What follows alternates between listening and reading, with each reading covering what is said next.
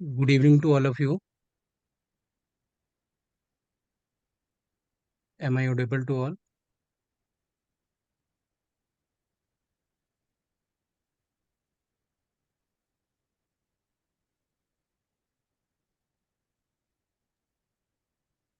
Yes, please start.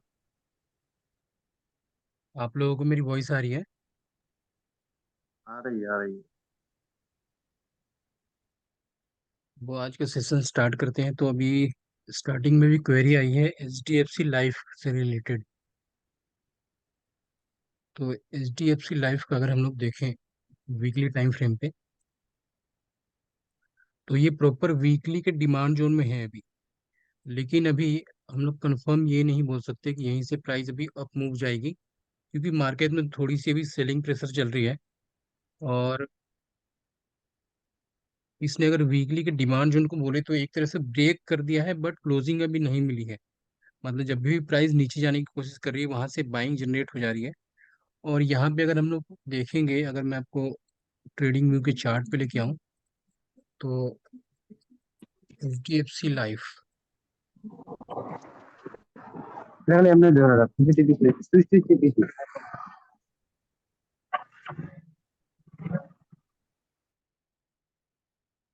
यहाँ पे अगर हम लोग देखेंगे तो एक प्रॉपर ये क्या था, 1 2 3, ऑलमोस्ट फोर फोर टाइम्स ये रेजिस्टेंस का काम कर रहा था। यहाँ से प्रॉपर एक ब्रेकआउट मिला, अप मूव गई, यहाँ के इस वाले सप्लाई जोन में जाके इसने हिट किया। इस वाले सप्लाई जोन में, जो कि अपना रैली बेस्ड ड्रॉप का एक सप्लाई जोन है, वहां से प्राइस ने रिएक्शन किया यहाँ पे। एक ये वीकली का डिमांड जोन टाइप का स्ट्रक्चर था, जो कि ट्रेडेबल नहीं था, लेकिन यहाँ पे डेली पे कुछ ना कुछ होगा। तो फिर यहाँ से क्या गया, प्राइस में ऊपर गई, फिर से एक ये जो छोटा सा रेजिस्टेंस बोले या फिर एक सप्लाई जोन सा स्ट्रक्चर बोले, वहां से प्राइस नीचे आ गई है। अब यहाँ पे क्या है, इसको ये जो एरिया है अपना एक सपोर्ट का काम भी करने वाला है। तो एक सपोर्ट प्लस थोड़ा सा एक, हम ये बोल सकते हैं कि यहाँ पे एक डिमांड जोन का भी सपोर्ट है। तो अगर प्राइस फिर यहाँ से जाती है और फिर नीचे अगर आके फिर एक बार दोबारा जाके और फिर आती है अगर, हाँ, और अगर नीचे आसपास कोई अगर डेली पे अगर हमें कोई डिमांड जोन अगर देखने को मिला, जैसे ये वाला स्थिति, अगर किसी भी प्रकार से अगर प्राइस इसी तरीके से रेंज में अगर कंसोलिडेट कर रही होगी, और अगर हमें ये देखने को मिला कि इस वाले एरिया को हिट कर दे, मतलब 585 के डिमांड जोन को अगर हिट करती है, तब एक बड़ा मूव देखने को मिलेगा। क्योंकि हमेशा ही जब भी 90% या 80% केस में ऐसा होता है कि प्राइस जब भी एक बड़ा ब्रेकआउट देती है, उससे पहले एक बड़ा मार्केट में पैनिक क्रिएट करती है, और एक डिमांड जोन का सपोर्ट लेके एक अच्छा खासा अप साइड में मूव देती है। तो अभी हमारा यही होगा इसके अंदर कि अभी इसमें कोई ट्रेडेबल नहीं यहाँ पे बन रहा है कुछ भी ट्रेड। और यहाँ पे अगर ट्रेडिंग में मैं आपको देखूं, मैं डेली टाइम फ्रेम पे, तो ऊपर भी सप्लाई जोन अच्छे खासे है नहीं। सप्लाई जोन पहला यहाँ पे बनना है, जो कि 645 के आसपास और 650 के आसपास होगा। लेकिन अगर यहाँ से अगर बड़ा मूव आता है, तो यहाँ से रोकने वाला कुछ भी नहीं होगा। एटलीस्ट यहाँ तक के लिए रेडी होगा, जो कि 670 के आसपास के लिए रेडी होगा। लेकिन इसके लिए बहुत ज़्यादा जरूरी है कि प्लाई अपना ये जो प्राइस है, एटलीस्ट यहाँ पे 635 36 के ऊपर सस्टेन करके क्लोजिंग देने में कामयाब हो जाए, उसके बाद ही हम इसके अंदर एक बड़ा मूव एक्सपेक्ट करेंगे। उससे पहले इसको हम इग्नोर करेंगे। या फिर अगर फ्रेश एंट्री के लिए आप डिसाइड कर रहे हैं, तो यहाँ पे एंट्री बनाना ज़्यादा ज़्यादा अच्छा होगा। अगर यहाँ पे एंट्री मिले तो मतलब 586 के आसपास अगर मैं एंट्री मिलता है यहाँ पे, तो स्टॉप लॉस हम लोग यहाँ पे कर सकते हैं 555 के आसपास का। और इस केस में अपना जो टारगेट होगा वो पहला ये टारगेट होगा, क्योंकि जब प्राइस नीचे आएगी तो ये अपना एक रेजिस्टेंस क्रिएट कर देगी। तो पहला टारगेट होगा 615 का। तो इस केस में हमें पहले ट्रेल करना है, उसके बाद अगला टारगेट अपना होगा 637 या 35 का। और फिर यहाँ तक के 670 तक के टारगेट अपने को देखने को मिलेंगे। तो इसके बाद हम लोग स्टार्ट करते हैं पहले निफ्टी की और बैंक निफ्टी के एनालिसिस पे। उसके बाद हम लोग एक एक करके बाकी का सारे स्टॉक को यहाँ डिस्कस करेंगे। पहले अगर निफ्टी की बात करेंगे हम लोग, तो निफ्टी को हम लोग ये पाएंगे कि जैसा कि ये वाला एरिया अभी तक हडल बना हुआ था, गैप अप होने के बाद यहाँ सस्टेन कर गया। अब यहाँ से प्राइस क्या है, इसके हाई को क्रॉस नहीं कर पा रही, यहाँ से सेलिंग प्रेशर स्टार्ट हो गई। मार्केट में भले ही रिकवरी आ गई थी यहाँ से, ठीक है। लेकिन अभी भी हम लोग ये बोलेंगे, जब प्राइस जिन्होंने भी कोर्स कर रखा है और जिन्होंने अभी जिनको पता है कि डिमांड एंड सप्लाई क्या होता है, उनको ये पता होगा कि जब प्राइस ऊपर जा रही थी तो कुछ अच्छा डिमांड जोन यहाँ पे क्रिएट करके नहीं जा रही थी। हम लोग ये बोल सकते हैं कि ये एक डिमांड जोन टाइप का स्ट्रक्चर है, जहाँ पे प्राइस को एक बार सस्टेन करना चाहिए और यहाँ से एक अपसाइड मूव आना चाहिए। इससे पहले मार्केट के अंदर कोई भी अच्छा खासा एक सपोर्ट देखने को नहीं मिल रहा है। हो सकता है कि एक बार यहाँ से भी अप मूव दिखा दे, जो कि 19,600 का लेवल होने वाला है, या फिर 600 550 के आसपास का, इस बीच बीच के रेंज से चली जाए। लेकिन जो अच्छा खासा जो सपोर्ट बनता है वो अपना बनता है 19,540 से लेकर 19,480 का रेंज। यहाँ से एक अपसाइड आना चाहिए, लेकिन अगर इसको ब्रेक करती है तो लास्ट उम्मीद होगी ये, क्योंकि ये हम लोग बोल सकते हैं कि जो भी यहाँ पे ये प्राइस में जो भी रैली आई है उसका ये ओरिजिन है। तो प्राइस का यहाँ से मूव प्लस इस वाले एरिया का ये हम लोग सपोर्ट के तौर पे हम लोग काउंट करेंगे। तो यहाँ पे देखेंगे कि इस रेंज में अगर प्राइस आती है तब एक अपसाइड आना चाहिए, बट किसी प्रकार से अगर इसके नीचे क्लोजिंग मिल जाती है तब हमें एक अच्छा खासा डाउनफॉल मिलेगा, जो कि 19,250 से लेकर 19,200 का रेंज दिखाएगा, और वहां से एक अप मूव आना चाहिए। बाकी जो लेवल होंगे हम आगे डिस्कस करेंगे। बात करते हैं कल के लिए जो लेवल्स होने वाले हैं। कल के लिए अगर लेवल्स की बात करें हम लोग, तो निफ्टी में क्या है, एक सपोर्ट अपना ये रेंज बनता है जो कि 19,700 से लेकर 19,650 का रेंज हम लोग काउंट कर सकते हैं। लेकिन अगर किसी प्रकार से अगर बड़ा यहाँ से फॉल यहाँ पे मार्केट में आता है, तब अपने को मार्केट को एटलीस्ट यहाँ तक देखने को मिल सकता है, जो कि 19,550 से लेकर 19,480 का लेवल वही होने वाला है, जो कि डेली का डिमांड जोन है। अगर अपसाइड में बात करें तो अपसाइड में ये अभी तक एक रेजिस्टेंस ही बना हुआ है, जो कि जैसी मार्केट यहाँ पे जैसे जाती है 19,800 का लेवल टच करती है, तो 19,800 से लेकर 19,850 के जो 50 पॉइंट का रेंज है, यहाँ से एक डाउनफॉल आना चाहिए, क्योंकि इतनी आसानी से अभी इसको नहीं ब्रेक कर पाएगी। हाँ, अगर इसके अंदर कोई गैप अप हो गया तब वो बात अलग हो जाएगी, तब ये सप्लाई जोन वहाँ काम नहीं करते, क्योंकि प्राइस ऑलरेडी वहाँ पे उसको क्रॉस कर चुकी है। एग्जाम्पल के तौर पे अगर हम लोग देखें, तो जैसे हमें कोई पुल क्रॉस करना है, हम उसे क्रॉस नहीं कर पाए, लेकिन बाइक किसी भी हेल्प से अगर हम उसको डायरेक्टली क्रॉस कर जाते हैं, मतलब जंप कर जाते हैं, तब वो हमारे लिए हर्डल काम नहीं करने वाला है। तो अगर डाउनफॉल आती है तो ये एक अच्छा खासा डिमांड जोन बोले या फिर सपोर्ट बोले, वो अच्छा खासा मार्केट को रोकने के लिए है। लेकिन अगर इसके नीचे मार्केट सस्टेन करके ट्रेड करना स्टार्ट कर जाती है, तो डाउनफॉल के चांस बड़े अच्छे खासे नीचे हो जाएंगे। और मार्केट को प्रॉपर अगर बुलिश होना है तो मार्केट को 19,850 के ऊपर क्लोजिंग होना बहुत ज़्यादा जरूरी है। क्लोजिंग प्लस सस्टेन करना, जब सस्टेन करने लग जाएगी तो अब अपने को 20,000 और उसके बाद यहाँ तक के टारगेट, लगभग 20,100 और 20,300 के टारगेट आसानी से देखने को मिलेंगे। अब बात करते हैं एक बार बैंक निफ्टी के लेवल्स के बारे में। तो बैंक निफ्टी का अगर हम लोग डेली के चार्ट पे हम लोग आएंगे, तो निफ्टी वहां पे काफी स्ट्रांग थी। निफ्टी ने अपने अपने रेजिस्टेंस को क्रॉस करने के बाद वहां क्लोजिंग भी दे दी थी, सस्टेन भी करने लग गई थी।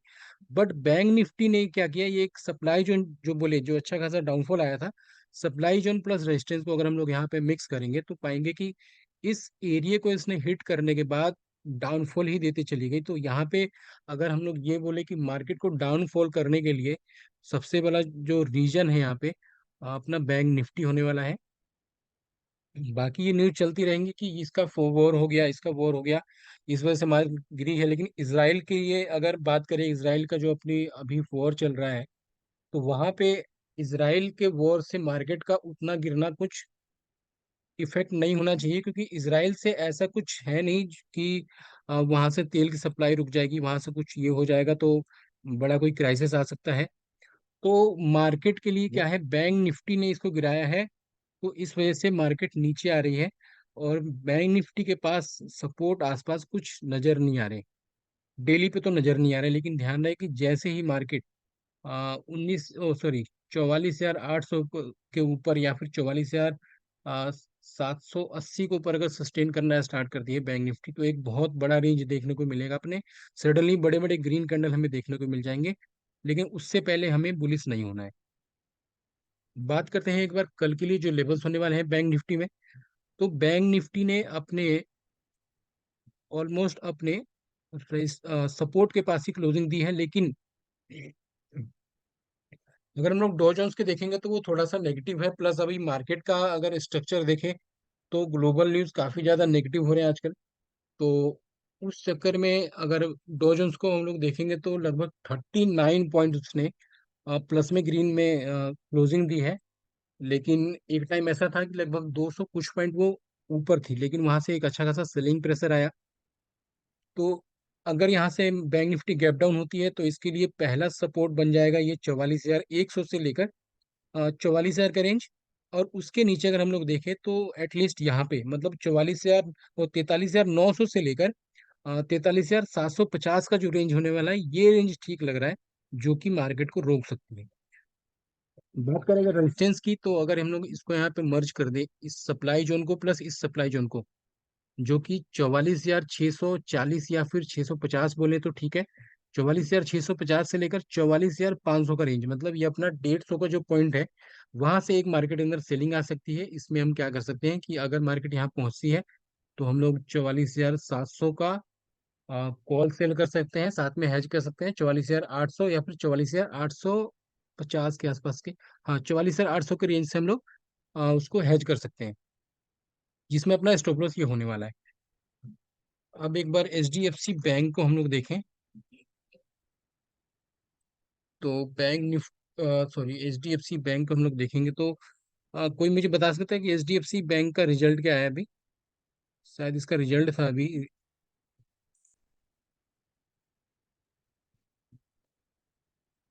एच डी एफ सी का रिजल्ट था अभी फ्राइडे को। तो किसी को कुछ आइडिया?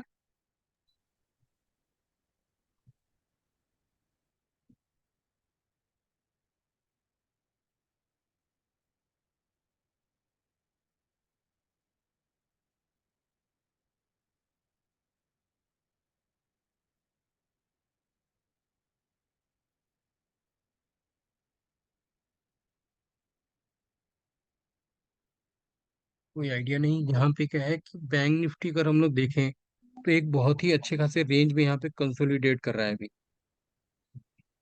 जैसे ही अगर ये इसके ऊपर मतलब ये अपना 1550 का लेवल है, उसके ऊपर सस्टेन करना स्टार्ट करेगा, तो पहला हर्डल ये बनने वाला है, जो कि 1570 का रेंज होने वाला है। उसके ऊपर जैसे क्लोजिंग मिलती है तो पहला टारगेट अपने को 1600, उसके बाद ये गैप फिलिंग आएगी इसके अंदर, और गैप फिलिंग होगी लगभग 1626 से लेकर अपना 1650 तक के रास्ते ऊपर खुल जाएंगे। लेकिन अगर किसी प्रकार से अगर गैप डाउन होती है यहाँ पे, तो यहाँ से एक रिकवरी लास्ट आनी चाहिए। अगर किसी प्रकार से अगर H D F C bank अगर रिजल्ट के बेस पे अगर गैप डाउन यहाँ पे होती है, जो कि 1495 के आसपास अगर आती है, तो अपने को 1485 के स्टॉप लॉस के साथ में एक ट्रेड कर लेना चाहिए। छोटा सा स्टॉप लॉस होगा, जो कि टारगेट अच्छे खासे हमें यहाँ पे रिटर्न निकाल के दे सकते हैं ये ऑप्शन के अंदर। बात करते हैं एक बार कोटक महिंद्रा बैंक की भी। तो कोटक महिंद्रा बैंक का अगर हम लोग देखेंगे स्ट्रक्चर, तो कोटक महिंद्रा बैंक ने क्या किया, यहाँ से एक इस वाले एरिया को इसने हिट किया, जो कि एक डिमांड जोन है। अगर हम लोग वेट करें थोड़ा नीचे का, अगर ये यहाँ पे मिलता है ना लगभग 1670 के आसपास का, तो बहुत अच्छा एक रेंज होगा, जो कि एक बहुत बड़ा रेंज हमें टारगेट ऊपर के साइड में दे सकता है। तो इस डिमांड जोन को इसने हिट किया और फिर प्राइस ऊपर चली गई, और फिर इस सप्लाई जोन को हिट किया और प्राइस दोबारा से नीचे आने की कोशिश कर रही है। तो एक छोटा मोटा अगर ट्रेड लेना है तो इसमें हम लोग यहाँ ले सकते हैं, मतलब 1726-27 के आसपास का स्टॉप लॉस यहाँ रख के टारगेट यहाँ तक का होगा। और अगर पुट एंड में एंट्री हमें लेनी है, अगर पुट साइड में एंट्री लेनी है, तो किसी भी प्रकार से अगर H D F C bank, sorry Kotak Mahindra bank, इस रेंज में जब अपने देखने को मिले 1812 से लेकर 1820 के आसपास का जो रेंज होगा, वहां पे हमें एक पुट साइड में एंट्री जरूर लेनी चाहिए, क्योंकि यहाँ से एक डाउनफॉल जरूर आएगा और अपने रिटर्न अच्छे खासे यहाँ से मिल सकते हैं। स्टॉप लॉस हम रख सकते हैं 1840 का। अगर हम यहाँ पे ओरिजिन ढूंढने जाएंगे तो ओरिजिन ढूंढने के लिए हमें लोअर टाइम फ्रेम पे आना पड़ेगा। तो लोअर टाइम फ्रेम पे अपना ये सप्लाई जोन दिख रहा है ठीक ठाक सा, जो कि 1820 का होगा। और अगर हमें और ज़्यादा वेट करना है कि हमें कम से कम लॉस चाहिए, मतलब ज़्यादा हम रिस्क नहीं ले सकते, तो 1830 पे लेना है, और टारगेट अपना स्टॉप लॉस 1840 का होने वाला है। तो यहाँ 1 आवर के टाइम फ्रेम पे भी एक अच्छा खासा डिमांड जोन दिख रहा है कोटक महिंद्रा बैंक में। तो ये ट्रेडेबल है। अगर किसी प्रकार से गैप डाउन होती है मार्केट, अगर यहाँ पे आती है, तो हमें एक स्कैल्पिंग टाइप का यहाँ पे ट्रेड हमें बन सकता है। तो एक बार जो आपके रडार पे जो शेयर होने वाले हैं वो आप एक बार डिस्कस कर सकते हैं, उसके बाद में कुछ अपने स्टॉक बताऊंगा आपके साथ में।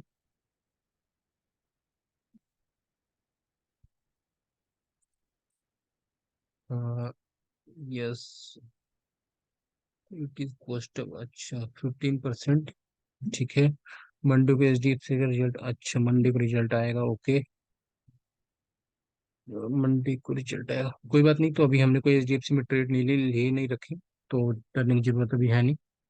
और एक बार मेरे पास दो तीन ऐसे इन्वेस्टमेंट पिक है जिसका मैं यहाँ पे आपके साथ में एनालिसिस करना चाहूंगा। तो पहले उसको स्टार्ट करें एक बार।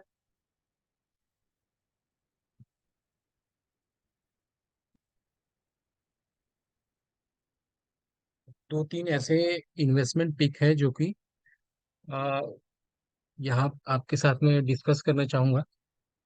तो रेडी हैं आप लोग उसके लिए?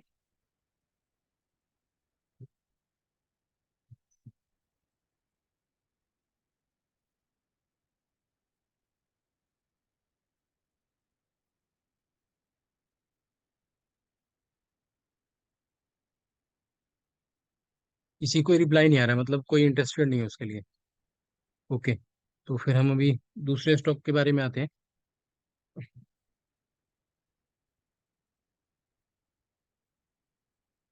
हमने जो नेटवर्क 18 का हमने बुल पिक के तौर पे जो दिया है, जो हमने नेटवर्क 18 का जो हमने बुल पिक के तौर पे दिया है, एक बार उसका रिसर्च करते हैं। क्योंकि कुछ मेंबर्स यहाँ पे पेड से हैं, कुछ मेंबर लिंक लेट भेजने की वजह से ज्वाइन नहीं कर पाए हैं, क्योंकि सडनली प्लान हुआ कि एक बार वीकली सेशन कर लेते हैं, बहुत दिन हो चुके हैं। तो एक बार नेटवर्क 18 की अगर हम लोग बात करें, तो वो गुलपिक तौर पे क्यों लग रहा है, जो स्टूडेंट है उनको अच्छी तरीके से पता चलेगा कि यहाँ पे क्यों वो शेयर किया गया है।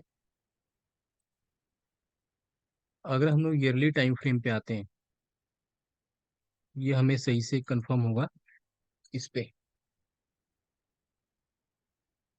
यहाँ पे अगर हम लोग देखें नेटवर्क 18,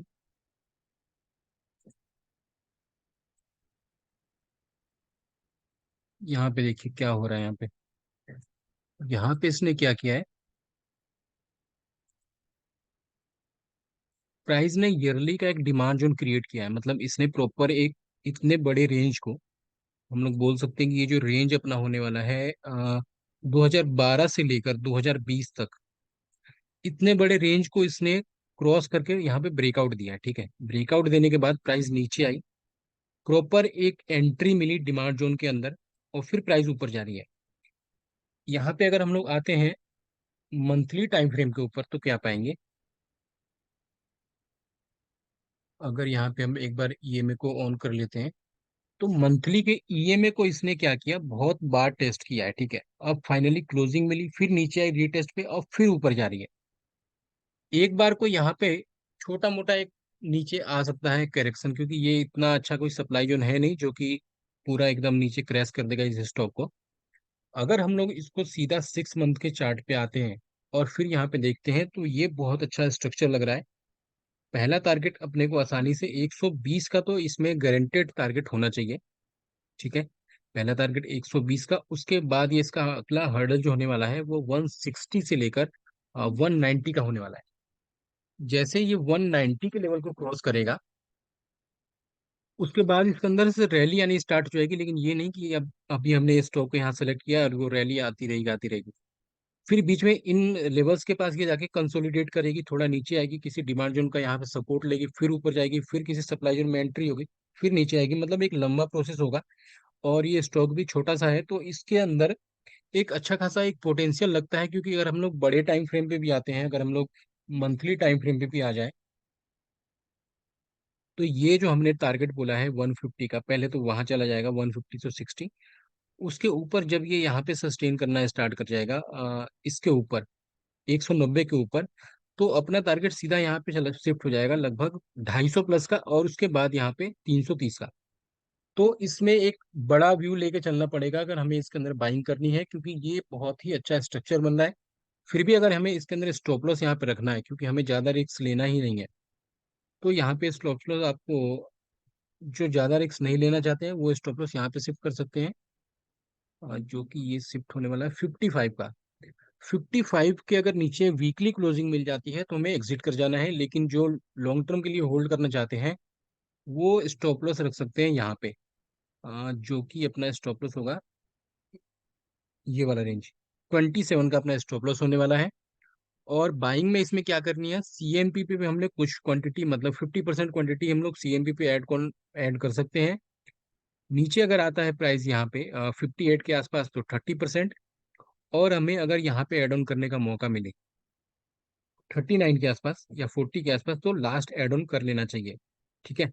और उसके बाद जो अपने टारगेट वही होने वाले हैं। पहला टारगेट तो इससे पहले कुछ नहीं है, 130 का तो गारंटेड टारगेट होगा, क्योंकि एक छोटा सा रेजिस्टेंस है। तो पहला टारगेट 130 का, उसके बाद 152 से 190 के बीच का टारगेट होगा। और जैसे ही इसके ऊपर प्रॉपर क्लोजिंग मिलेगी 190 के ऊपर, तब एक बड़े बड़े वहां पे अप मूव हो जाएंगे, मतलब वो फिर रैली उसके बाद असली आना स्टार्ट होगी, जो सडनली बड़े बड़े मूव अपने को देखने को मिलेंगे नेटवर्क 18 के अंदर। अब एक बार हमने एमएमटीसी का भी हमने वो जिक्र किया था टेलीग्राम के अंदर। एमएमटीसी वो भी काफी बढ़िया स्टॉक लग रहा है ये, अगर इसका हाई हम लोग देखें, एक टाइम पे ये शेयर हुआ करता था 2010 के आसपास इसने हाई क्रिएट किया था, लगभग 1200 1300 का। ठीक है, 1300 प्लस के ये शेयर हुआ करता था। वहां से एक बड़ी यहाँ पे रेंज, बहुत अच्छी खासी डाउनफॉल आई। अब अगर हम लोग 3 मंथ के चार्ट के ऊपर आएंगे एक बार ब्रेकआउट देखने के लिए, तो यहाँ पे ये देखिए, यहाँ पे अगर हम लोग देखें इस वाले रेंज को हमने यहाँ पे बॉक्स मार्क कर दिया है। अब यहाँ पे एक बार देखते हैं, 1 2 3 4, और ये लगभग 5 टाइम्स, 5 टाइम्स इसने क्या किया है, इस रेंज को ब्रेक कर दिया है, मतलब टेस्ट कर दिया है। जो भी यहाँ पे सेलर्स थे वो खत्म हो चुके हैं अब फाइनली। अब इसने इस बॉक्स के ऊपर, मतलब इन सभी रेजिस्टेंस के ऊपर क्लोजिंग देने की कोशिश की है। और अगर हम लोग मंथली टाइम फ्रेम पे आए तो अभी काफी बुलिश लग रहा है। और उसके बाद अगर हम वीकली पे आए तो क्लोजिंग मिल चुकी है अपनी। ठीक है। अब इसमें क्या है, अगर मंथली टाइम फ्रेम पे हम लोग देखेंगे तो सीएमपी पे कुछ क्वांटिटी, मतलब 50% क्वांटिटी हमें सीएमपी पे ऐड ऑन कर लेना चाहिए। कुछ क्वांटिटी अगर हमें यहाँ देखने को मिले लगभग 42 के आसपास तो 30%, और 20% हमें ऐड ऑन करना है 34 के आसपास का। स्टॉप लॉस हमें इस केस में प्लेस कर देना है यहाँ पे 26 का। जो स्टॉप लॉस होने वाला है वो क्लोजिंग बेसिस पे होगा वीकली के। ठीक है। और इसमें जो टारगेट, अपना पहला टारगेट निकल के आता है 128 का, मतलब 125 120 का पहला टारगेट फिक्स है इसके अंदर। उसके बाद एक रेंज ऐसा जो क्रिएट होगा, जो कि एक पहला सप्लाई जोन टाइप टाइप का स्ट्रक्चर है, जहां से अगर नीचे आ भी सकता है प्राइस, तो हमें यहाँ पे एक बार, या तो अगर लॉन्ग टर्म का व्यू लेना है आपको तो एक बार होल्ड कर सकते हैं, या फिर थोड़ा सा प्रॉफिट प्रॉफिट बुकिंग करके अगर नीचे एड ऑन करने का मौका मिले तो हमें एड ऑन कर लेना चाहिए। और जो अगर लॉन्ग टर्म के लिए रखना चाहते हैं वो क्या कर सकते हैं कि इसको यहाँ पे होल्ड कीजिए, किसी प्रकार से नीचे आए तो फिर बाइंग कीजिए। और ये जैसे ही इसके ऊपर क्लोजिंग देगा 186 के ऊपर, तो अगला जो टारगेट इसके अंदर होने वाला है 186 के ऊपर क्लोजिंग मिलने पे 280 का अगला टारगेट होगा। और फिर यहाँ पे लगभग 430 के लेवल हमें को देखने को मिल सकते हैं। लेकिन हमें ये भी ध्यान में रखना है कि एक टाइम जब प्राइस 1300 का हुआ करता था तो ये प्राइस नीचे क्यों आया, क्योंकि प्राइस के साथ या फिर कंपनी के साथ कुछ ना कुछ तो गलत हुआ होगा। क्योंकि किसी भी कंपनी के साथ अगर कुछ गलत नहीं होगा तो प्राइस एक ही बार इतना करेक्ट नहीं कर पाएगी। तो इसमें क्या करना है कि अपने कुछ अमाउंट को ही इसके अंदर इन्वेस्ट करना है। ये नहीं कि जो अपने सारे कैपिटल बने हैं, जो भी अपने पास कैपिटल पड़े हुए हैं वो सारे हम लोग एमएमटीसी में ही इन्वेस्ट कर दें। तो ये भी बहुत अच्छा एक स्ट्रक्चर है जो कि अच्छा खासा अपसाइड आना चाहिए। और हमने लास्ट टाइम भी काफी दिनों से बोल रहे हैं एक बार एनएमडीसी के बारे में। एनएमडीसी में क्या है, आप लोग एसआईपी करते रहिए, उसका वीडियो जल्दी ही हम लोग यहाँ पे अपने यूट्यूब चैनल पे आपके साथ अपलोड करेंगे। एनएम एनएमडीसी काफी बड़ा एक रिटर्न देने के लिए रेडी है। टेलीग्राम में भी हमने बोला था, उसके अंदर एसआईपी आप करते रहिए। जो भी उसके लेवल्स होंगे जल्दी ही आपको यूट्यूब चैनल पे मिल जाएंगे स्टडी के साथ में। तो वो भी अपने रडार पे रखना है आपको। V1 जोमेटो। तो जोमेटो की अगर बात करें, जोमेटो जोमेटो 120 और 150 के लिए रेडी है आराम से। और यहाँ पे हम लोग देखेंगे वीकली की क्लोजिंग बड़ी तगड़ी हुई है। तो वीक जोमेटो पे हमने कितने दिनों से बोला भी है, इसके अंदर अगला जो टारगेट रखता है कम से कम, अगर कितना भी गिरता है ये, तो अगला टारगेट 120, उसके बाद 125। ठीक है, ये टारगेट फिक्स है अपना। इससे पहले क्योंकि कोई भी सप्लाई जोन इसमें ऐसा कुछ है नहीं। फ्रेश बाइंग की अगर आप सोच रहे हैं, फ्रेश बाइंग के लिए क्या करना है कि अगर कोई डिप मिलता है हमें जो कि 101 के आसपास का, और लास्ट 90 टू 91 के आसपास का एड ऑन करने का मौका मिले तो एड ऑन करना चाहिए। अपना क्लोजिंग बेसिस पे हम लोग 87 का स्टॉप लॉस रख सकते हैं या फिर 85 का डेली क्लोजिंग बेसिस पे। और फिर अपने टारगेट सीधा यही होंगे, मतलब अगर मार्केट यहाँ से डाउनफॉल आती है और अगर ये आता है यहाँ पे, तो हमें फिर एड ऑन कर लेना चाहिए। टारगेट हमारा यही होने वाला है। स्टॉप लॉस हम लोग यहाँ पे रख देंगे डेली क्लोजिंग बेसिस पे। आप कोई अपना जो आपके रडार पे है या फिर किसी के बारे में आप चाहते हैं तो उसका व्यू हम लोग यहाँ पे शेयर करते हैं, उसका नाम एक एक करके आप लोग कमेंट बॉक्स में डाल सकते हैं।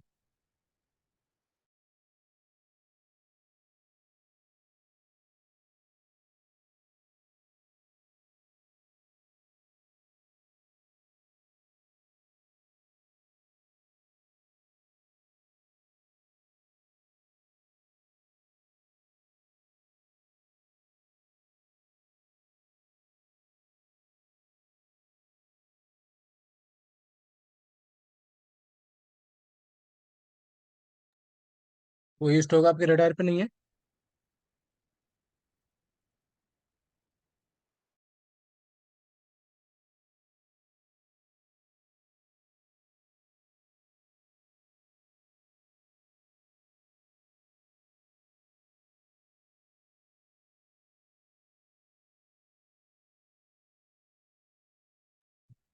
IDFC first bank, okay. IDFC first bank. IDFC first bank का अगर हम, सॉरी ये कुछ और, IDFC, हाँ, IDFC फर्स्ट बैंक का अगर हम लोग देखेंगे तो ये ऑलरेडी ऑल टाइम हाई पे ट्रेड कर रहा है। और इसको हमने कई बार बाइंग जनरेट करने का मौका दिया था, कितनी बार हमने बोला कि ये बुल पिक के तौर पे ऐड ऑन कर सकते हैं। अगर कोई भी आपको यहाँ पे एक अच्छी खासी सेलिंग तो इसमें दिख रही है कि यहाँ पे धीरे धीरे प्राइस नीचे आ रही है, लेकिन अगर आपको यहाँ पे मौका मिले, यहाँ पे भी 85 से लेकर 80 के बीच में इसको आप ऐड ऑन कर सकते हैं। स्टॉप लॉस आपको रखना है 75 का, 75 या फिर 72 का, हाँ 74 का स्टॉप लॉस रख सकते हैं हम लोग डेली क्लोजिंग बेसिस पे। और फिर इसके अंदर हम लोग बुलिश हो जाएंगे। एटलीस्ट पहला टारगेट अपना 93 का होगा। उसके ऊपर ये जैसे क्लोज करता है, उसके बाद 98 के ऊपर जैसे सस्टेन करना स्टार्ट करता है, अपने को 100 और 120 के टारगेट मिलेंगे। और लॉन्ग टर्म में तो हम हमेशा इसके अंदर बुलिश ही है, मतलब बाय ऑन डिप है। अब एक स्टॉक हम लोग लेके आए हैं, ये TNB करके एक स्टॉक है जो कि एक बैंकिंग सेक्टर का स्टॉक होने वाला है। ठीक है, तो अगर हम लोग यहाँ पे इसको देखेंगे तो वीकली टाइम फ्रेम पे अपना ये एक रेजिस्टेंस बना हुआ था। ठीक है, ये अपना ये वाला रेंज, एक ये यहाँ पे रेजिस्टेंस था।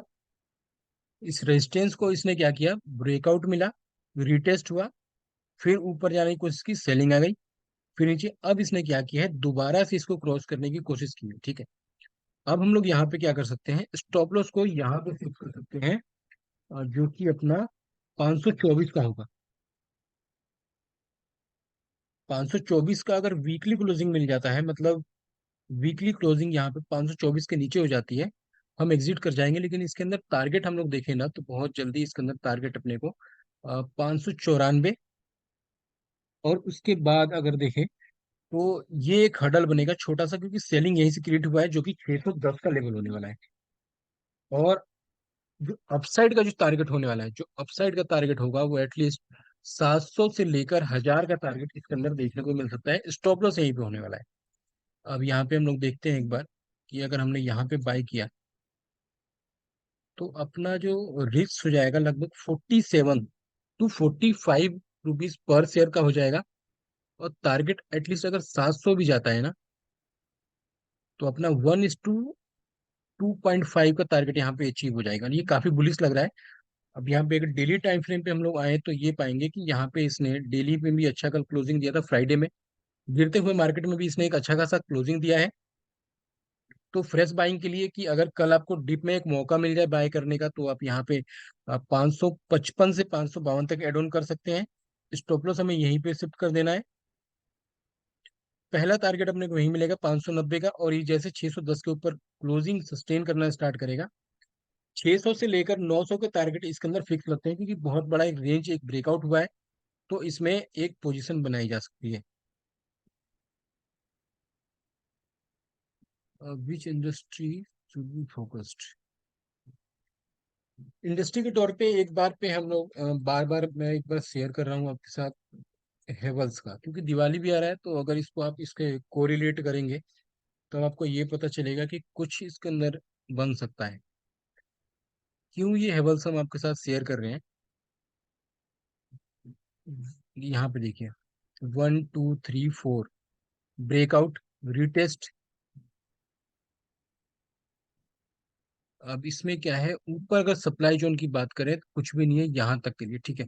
और ये सप्लाई जोन भी अब टेस्टेड हो चुका है। किसी भी प्रकार से अगर मंडे को ट्यूसडे को मार्केट में क्रैश आती है, कुछ भी आता है, अगर ये किसी प्रकार से डाउनफॉल ही आता है, अगर रिजल्ट भी आ जाता है इसका, जैसे इसका रिजल्ट आने वाला है अपना 19 अक्टूबर को।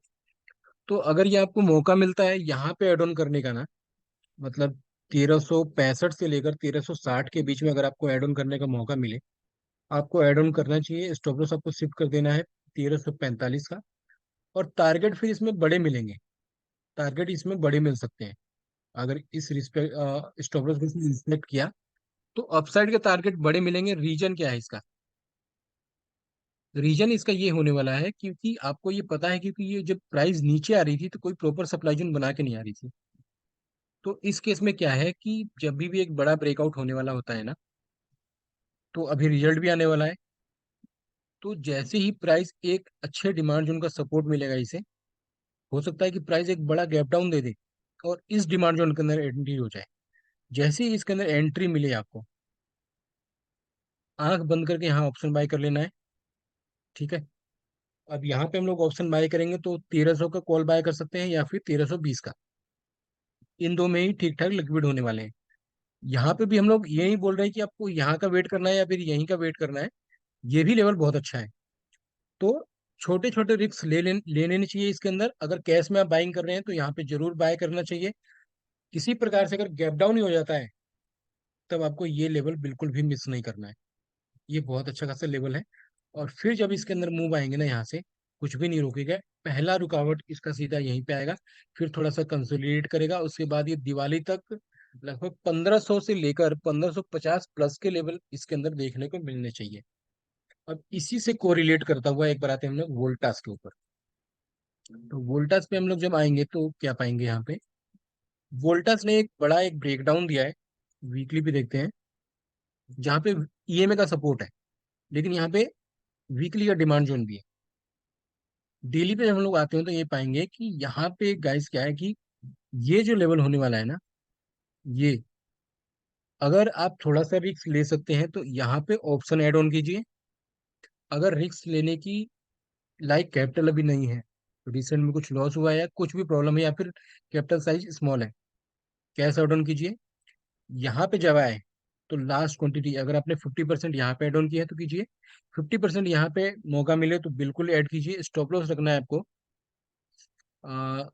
790 का या 95 का डेली क्लोजिंग बेसिस पे। और टारगेट सीधा आपका पहला यहीं पे होगा 850 से 55 का। अगला टारगेट होगा 880। और फिर 900 प्लस के टारगेट इसके अंदर आसानी से देखने को मिलेंगे। तो इन दोनों को अपने रडार पर रखना है। जब भी इन लेवल को टच करे, जरूर इसको ऐड ऑन करना चाहिए। अब एक अपना स्टॉक है, चैम्बर फर्टिलाइजर नहीं था, क्रॉम्पटन था। हम्म।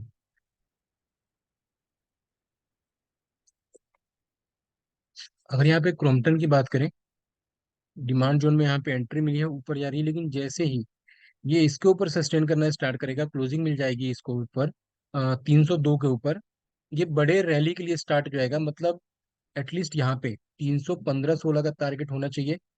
और हो सकता है कि ये ना रुके, अगर मार्केट ने थोड़ा सपोर्ट किया तो मुझे नहीं लगता ये रुकना चाहिए। इसके अंदर जो लेवल देखने को मिलेंगे 330 से लेकर 360 प्लस के इसके अंदर टारगेट मिलने चाहिए क्रॉम्पटन के अंदर। लेकिन इसके लिए जरूरी है कि कैसे भी करके ये 302 या फिर 300 ऊपर 303 के ऊपर क्लोजिंग दे दे।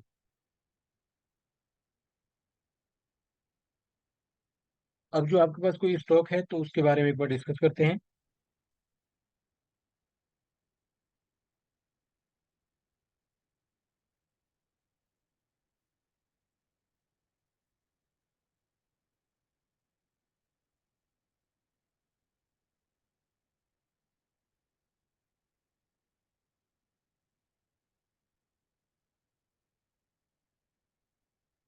बैंक बड़ौदा।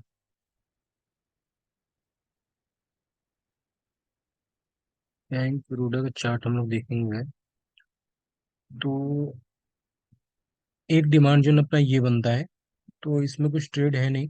हाँ, छोटा मोटा अगर रिस्क लेने लायक है, मतलब स्कैल्पिंग आपको करना है, तो यहाँ पे क्या है, 200 के पास हमें एंट्री लेनी है और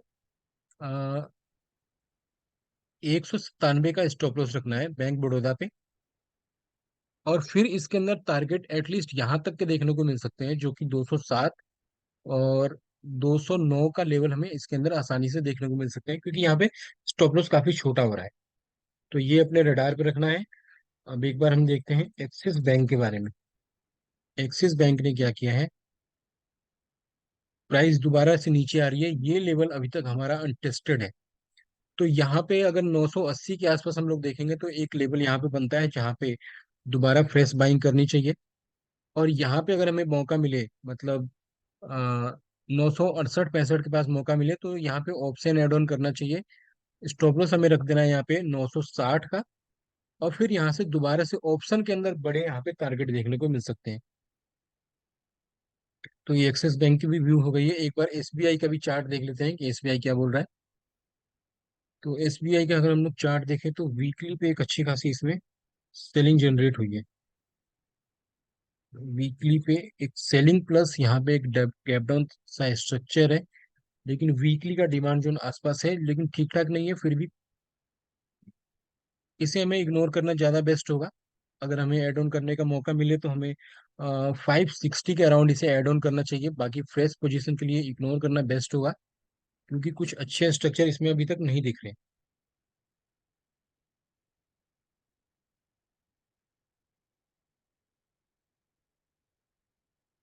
किसी शेयर के ऊपर आपको कोई व्यू लेना है या फिर कोई डाउट है किसी शेयर के बारे में, आपको जैसे कुछ ना समझ में आ रहा हो, कोई डाउट हो?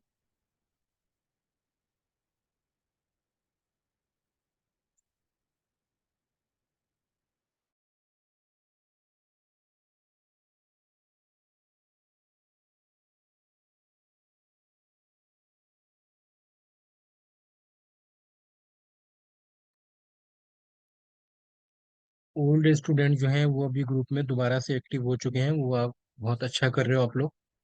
और ऐसे ही एक्टिव रहिए ताकि एक दूसरे से सीखने को मिले। और बहुत अच्छी ट्रेड वहाँ पे जनरेट हो रहे हैं। जो कि वहाँ पे अगर ग्रुप की बात करें हम लोग तो वहाँ पे किन्हीं में शेयर। हाँ, जैसे सतीश जी की अगर बात करें हम लोग तो सतीश जी काफी बढ़िया कर रहे हैं। अगर वहाँ पे जैसे कि अपने रिसेंट अपने सन फार्मा में कुछ अच्छी बुकिंग की है, तो सतीश जी बहुत बढ़िया आप कर रहे हो। और यहाँ पे अगर हम लोग देखें तो रजत, आपने बहुत बढ़िया वहाँ पे ट्रेड जनरेट की थी अपनी इंडिगो के ऊपर। तो आप भी बहुत अच्छा कर रहे हो। आप बस ऐसे ही आपको एक्टिव रहना ग्रुप के अंदर, ताकि जो स्टूडेंट कैसे भी पीछे रह गए हैं उनको थोड़ा सपोर्ट मिल सके। आपस में आपको कोऑपरेट करना है। और कोई भी अगर डाउट ना हो तो उसके लिए आप मुझे पर्सनली मैसेज भी कर सकते हैं। डायरेक्टली आपको हम भेज सकते हैं, लेकिन ज़्यादा बेस्ट होगा अगर ग्रुप के अंदर कोई क्वेरी रेज होती है तो उसमें क्या है, सभी का वहाँ इन्वॉल्वमेंट होगा और एक दूसरे से समझने को मिलेगा। और सबसे बड़ी बात यह है कि आपको प्राइस एक्शन को समझना जरूरी है कि प्राइस नीचे क्यों आ रही है और प्राइस यहाँ से ऊपर गई क्यों है। जब ये समझ में आ जाएगा अपने को, तब हमें ट्रेड लेने में आसानी होगी, उसका व्यू समझने में काफी आसानी होगी। तो जैसे रजत जी अभी कर रहे हैं, बहुत बढ़िया कर रहे हैं। ऊपर एक और है जिन्होंने अच्छा खासा ट्रेड जनरेट किया था, उनका जिसमें नाम ढूंढ रहा हूँ। ये एक के, आपका नाम नहीं पता, लेकिन आपका जो एक के नाम से जो आईडी है, आप भी बहुत बढ़िया कर रहे हो। बाकी जो न्यू स्टूडेंट है उनको अभी उनका बैच अभी फिनिश नहीं हुआ है, तो अभी उनसे कुछ नहीं बोलेंगे, लेकिन हाँ, आपको अभी दोबारा से प्रैक्टिस करना बहुत ज़्यादा जरूरी है, वीकेंड के अंदर स्पेशली। जो भी आपके पास खाली टाइम है आप चार्ट के अंदर दीजिए, जो आपको पढ़ाया गया है उसका नोट बनाइए। और ऐसे ही आगे आप जो भी आपके डाउट हो वो क्लास में क्लियर कीजिए। तो अगर अभी कोई किसी शेयर के ऊपर कोई डाउट नहीं है, तो क्या हम लोग वीडियो को यहाँ पे एंड कर सकते हैं?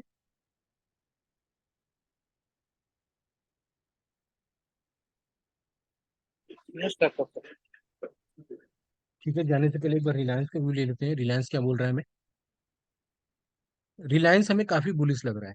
अगर किसी प्रकार से अगर मंडे को मार्केट डाउनफॉल जाती है, और अगर ये हमें देखने को मिलता है 2310 के आसपास, या किसी प्रकार से भी अगर बहुत बड़ा गैप डाउन हो जाता है रिलायंस के अंदर, और हमें ये मौका मिल जाए 2280 के आसपास, स्टॉप लॉस शिफ्ट करना है हमें 2250 का, और यहाँ पे सीधा कॉल ही बाय करनी है हमें।